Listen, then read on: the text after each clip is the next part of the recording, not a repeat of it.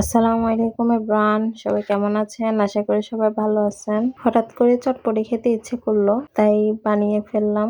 অবশ্য এটা গত রবিবারের ভিডিও, এডিট করব ভেবে ভেবে আর করা হয় না।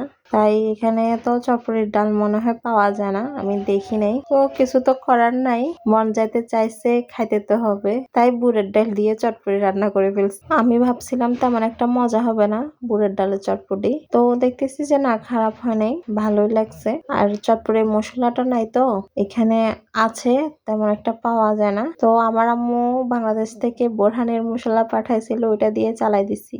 বাংলাদেশে যখন ছিলাম তখন কদিন পর পর চটপটি, ফুচকা এগুলা না খেলে ঘুমে হতো না ভালো করে। আর এখন এখানে আসার পর খাওয়া হয়, নিজে ঘরে বানাই খাই।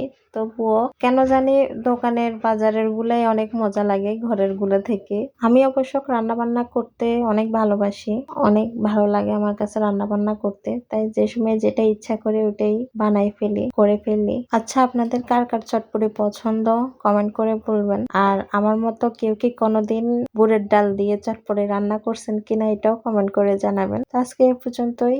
আল্লাহ হাফেজ।